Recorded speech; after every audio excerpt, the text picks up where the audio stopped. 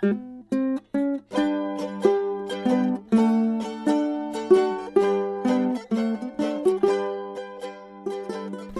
to Just Say This, the place to get all the help you need for the birds and bees talks. I'm your host, Amy Lang. Just a quick reminder, this show is for grown-ups because I'll be swearing. There'll be lots of swears, and then I'll also be talking about grown-up sex. I can guarantee that your kids do not want to listen to this, and they really don't want to listen to it with you. You've been warned. Do you have a question for me? Please give me a call. The phone number is 206-926-1522, 206-926-1522, and I will answer on the show. And if you have a funny sex talk story, please call in those as well. 206-926-1522. Thanks. Hello. I hope you're having a good day. I am going to be reading some questions. I have emails from folks, and while I would prefer it if you would call them in, sometimes I know that's not possible. So if you are feeling shy, I don't really care if you're feeling shy. It's anonymous. If you can take a minute and call in your questions, that would be awesome. But I definitely get email questions. So here is one of them. Hi, Amy. I was referred to you by a friend who listens to your podcast, and I hope you are able to answer my question on your podcast. I have two sons, 4 and 6, and they are more or less going through the same thing. I've taken my 6-year-old into public restrooms to relieve himself and allow him to use the urinals. I've noticed a few times that if there's another person in there, my son will look at their penis. I don't tell him out loud not to look so I won't embarrass him, but I move his head so that he will look forward instead. No one has ever noticed that he is looking at their penis, and I hope they never do, and I want him to not do it. He has even asked me once if he can see my penis. Okay, that's part one. There's two parts. There's two penis parts. There's the 6-year-old and the 4-year-old. Let's start with this person. Clearly, he is super curious about other people's penises, and because he's 6, he doesn't have that really good sense of public-private. Now, I don't have a penis, so I don't use urinals. I don't understand the urinal etiquette. I believe that we keep our eyes on our own prize and not check out each other's tallywhackers. That's my guess. I'm pretty sure my guess is accurate. Anyway, so I like that you're just helping him gently look away from the other people's penises.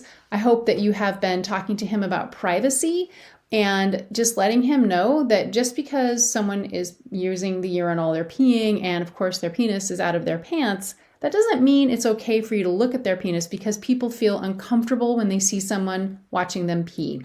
That should help.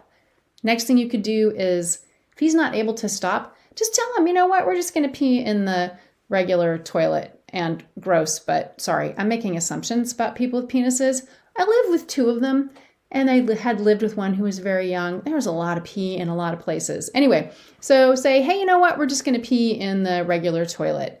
That should stop his, looking. He's just not old enough to understand that it's not okay to, stare at someone's junk while they're peeing. Okay, that's one thing. Another thing, he clearly needs to see some other penises. So, I love the books. I'd get a couple of books, that maybe an anatomy book, definitely some sex talking books, so he can see other penises in safe places. Because people's penises look different. What if he's intact? What if the person next to him is not? What does that mean to him? The penis looks different. If it's an adult, that penis is going to be a heck of a lot bigger. So give him other places to look at penises. And he asked you if you can see your penis. Of course he did. I'm assuming you have one. Of course he did. He's super curious about penises. So that's my answer to the first one. Alrighty, the second part of the question. As for my 4-year-old, he was at a sleepover at a friend's house once, and when I went to pick him up, I was informed by the kid's mother that he had touched his friend's penis. I've also been told by his teacher at school that there have been 2 incidents where she would let the kids go in groups to the bathroom, and during this time, my son had touched 2 penises of his classmates on separate occasions. This person says, I don't want them to think I'm angry with them or punish them, but I want them both to stop this. What should I say to them? Any advice you have would be greatly appreciated. All right. I split these into 2 because they're 2 different things, but related, because penises, 4-year-old. Really, really common for them to be curious about other people's bodies. No boundaries, curiosity. They're 4, they're not 14. And your kiddo was so curious that he touched his friend's penis. This is super duper common. It's not considered to be necessarily a problematic sexual behavior. It's just usually based out of curiosity. Then we have his teacher and these other incidents where he touched other kids' penises of his classmates. And so this is getting into the land of potentially a problem. You don't say how close these incidents were together. If this was over the course of a month, then this could be a problem. Having these incidents really close together could be a sign that someone might be touching him. It might be his brother. It could just be that he's right now hot for penises. Sorry, that was just terrible. Very interested in penises and acting out like a 4-year-old would. And again, the touching thing is super common. It's usually just out of curiosity. But because these are so close together, I'm wondering if there's something else that's going on with him. If these incidents had happened over the course of 6 months or so he has the sleepover touching, then at school he has some touching a month later, 2 months later, then 4 months later he does it again. That says to me that this is just typical 4-year-old curiosity about penises. All right, so we got a lot of penis curiosity going on at your house. I don't know if your kids are able to get on the internet and see the porn. That might stimulate this curiosity. It could also just be that they have penises, they're boys, and they think it's funny and they're just really curious about it. What we look for when kids are having sexual behavior issues around this kind of thing is if what they're doing is adult-like in any way, doesn't sound like it. If it is they're hurting someone, they're hurting themselves, that would be a problem. But my guess is that this is all curiosity. You need to have conversations with them both about touching and looking and how that's not okay or safe. I will put some book suggestions in the show notes so that you can read some books with them, and then just gentle reminders about privacy and about safe touch and that sort of thing. This should pass. I would definitely talk to the teachers and make sure that they have a plan for helping him not have access to other kids. They probably already do. And also to make sure that they haven't decided that your 4-year-old is some kind of predator. 4-year-olds are not predators. They are 4. They're not 14. They're not 44. They're 4. And if he's compulsive, if he can't stop doing this, then he probably needs some help.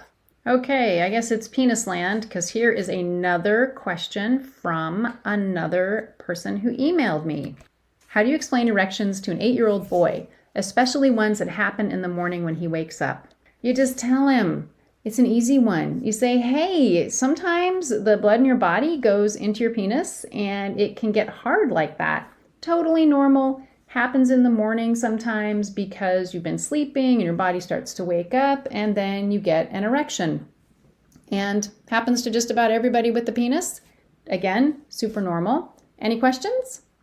And if you have not had the sex talking yet, you need to do that, because he also needs to know that the penis needs to be hard like that for it to go inside the vagina for sex for fun, and then, of course, for potentially making babies. And our last one of the day, penis related again. Can you please advise me how to speak to teenage boys on the subject of masturbation? Thank you. I can. Hello. Everybody masturbates. Well, not everybody. And people with penises, they are really, really primed for masturbation. That thing sticks out there. It feels good when it's touched. And they have a right to know that it is completely normal to masturbate. It's also completely normal not to masturbate. What you can do for them, teenage boys, they're not going to be delighted to have this conversation with you. So I'm going to give you some tactics that I learned from my pal Janet Allison from Boys Alive that will help with these conversations. First thing, we'll do that first, and then I'll give you the words for the masturbating part. First of all, they do not like eye contact. When you're talking to boys, this is generalizations, but when you're talking to them, they do not like to have you stare them down. So that's the first thing. So no eye contact. The next thing is they do way better listening, learning when they're moving. If they are on a walk or a run or walking the dog or jumping on a trampoline or even driving the car, they do better in terms of their willingness to communicate and their willingness to listen. No parking them on the couch, no cornering them in their bedroom. None of that. You want to be walking, doing the dishes, something where they are engaged in another activity, moving their body, and they're a lot easier to talk to. Next thing, don't use a lot of words. I use a lot of words. Use the minimal number of words. They process things a little more slowly than people like me, and they need time to think about what's being said to them. And so if you use fewer words, that processing can happen sooner. When you talk with them, I would be really clear and say, you do not need to ask me any questions to respond to me, but I just need to say these few things. Think about bullet points when you talk to them, especially around something that is really personal and private, like masturbation. There you go. Thank you, Janet. If you're raising a male human being, if you're raising a boy, check her out, boysalive.com. She's really terrific. Okay, now let's just talk about masturbation. If they are teenagers, they know about masturbation, probably because they've seen porn. Their friends talk and joke about it, and they are probably taking care of it on their own. Your job is to essentially normalize it. And frankly, I think it should be encouraged because it is a safe way to have those awesome sexual feelings. Mutual masturbation is a really safe way to do something sexual with someone. And it is so important for them to get to know what feels good to their own bodies. So pro-masturbation. Anyway, you can send them a text, write them a note, and just say, hey, this is something completely normal. Be really clear that it's something people do when they're in private and alone. Point them towards the bedroom, Kleenex, lotion, to the bathroom, the shower. Really great place to take care of this perfect part of being a human being. And again, they're not going to want to talk to you about this. Chances are really high. Make sure they have books that talk about it. Spare Me the Talk for Boys is really, really good, full of great information, very open, inclusive, all those good things. And go you for wanting to talk to them about this. It is hard to be a person with a vulva, to be a mama, and talk to a boy about masturbating. So go for it. It won't kill them. It will not kill you. And thanks for your question.